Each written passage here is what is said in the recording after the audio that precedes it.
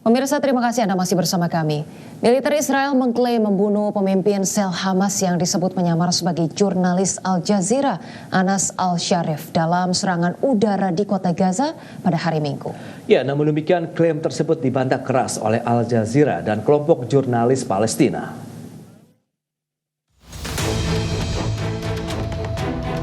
Militer Israel mengklaim membunuh pemimpin sel Hamas yang disebut menyamar sebagai jurnalis Al Jazeera, Anas Al-Sharif, dalam serangan udara di kota Gaza pada Minggu. Menurut pejabat Gaza dan Al Jazeera, Anas Al-Sharif tewas bersama 3 jurnalis lain dan seorang asisten di tenda dekat rumah sakit Shifa. 2 korban tambahan juga dilaporkan meninggal dalam serangan tersebut. Militer Israel menuduh Al-Sharif memimpin sel Hamas yang melancarkan serangan roket terhadap warga sipil dan pasukan IDF. Sementara itu, Al Jazeera dan kelompok jurnalis Palestina mengecam tindakan ini, menyebut tuduhan Israel tidak berdasar. Pelapor khusus PBB Irene Khan dan Komite Perlindungan Jurnalis sebelumnya telah memperingatkan ancaman terhadap nyawa Al-Sharif. Beberapa menit sebelum tewas, ia menulis di X bahwa kota Gaza dibombardir intensif selama 2 jam. Adapun Hamas menilai pembunuhan ini bisa menandai dimulainya serangan baru Israel. Perdana Menteri Benjamin Netanyahu telah berjanji menghancurkan basis Hamas di Gaza di tengah krisis kelaparan setelah 22 bulan perang. Kantor media pemerintah Gaza menyebut 237 jurnalis tewas sejak konflik dimulai pada Oktober 2023. Berbagai sumber untuk ID Action. Gelombang unjuk rasa menolak agresi dan rencana Israel untuk menduduki wilayah Gaza secara penuh terus berlangsung di sejumlah kota besar di dunia. Sementara di Inggris, polisi menangkap lebih dari 400 pengunjuk rasa pro-Palestina.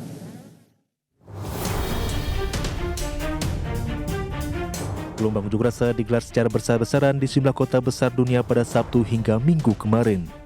Para pengunjuk rasa mengutuk agresi Israel dan menolak rencana Israel untuk menguasai wilayah Gaza secara penuh. Unjuk rasa pro-Palestina digelar antara lain di Paris, London, Madrid, Amsterdam, Seoul hingga Berlin. Para demonstran menyatakan dukungan terhadap rakyat Palestina, serta menyuarakan gencatan senjata segera dilakukan dan pengiriman bantuan kemanusiaan di jalur Gaza diperluas. Para pengunjuk rasa mendesak pertanggungjawaban pemerintah Benjamin Netanyahu atas pembantaian yang dilakukan serta pendudukan terhadap wilayah Palestina dan mengutuk genosida yang sedang berlangsung di jalur Gaza. Sementara itu, kepolisian London telah menangkap hingga lebih dari 400 orang pengunjuk rasa pendukung Palestina yang tergabung dalam kelompok Palestine Action serta para simpatisan kelompok tersebut. Kepolisian Metropolitan mengatakan 466 demonstran telah ditangkap di Parliament Square pada Sabtu malam waktu setempat. Pengunjuk rasa ditangkap karena menunjukkan dukungan terhadap Palestine Action. Berdasarkan Undang-Undang Terorisme tahun 2000, keanggotaan atau dukungan terhadap Palestine Action merupakan tindak pidana yang dapat dihukum hingga 14 tahun penjara. Berbagai sumber untuk ID Action.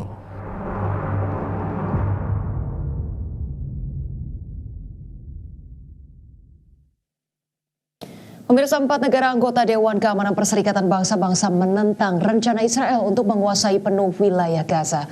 Sementara itu, Amerika Serikat justru menyebut Hamas sebagai biang kekacauan di wilayah Gaza.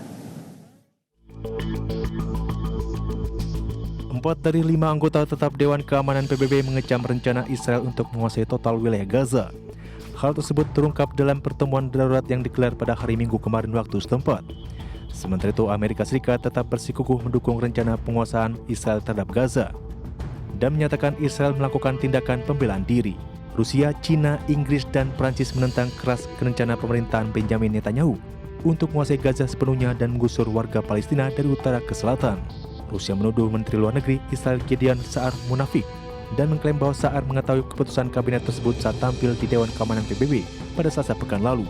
Sementara perwakilan tetap China untuk PBB Fu Chong mendesak Israel untuk segera menghentikan langkah berbahaya Israel di wilayah Palestina. Di sisi lain, pejabat perwakilan Amerika Serikat di PBB Dorothy Say justru menyatakan Israel memiliki hak untuk membela diri dalam konflik di wilayah Gaza.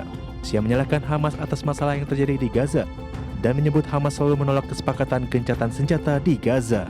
Berbagai sumber untuk ID Action.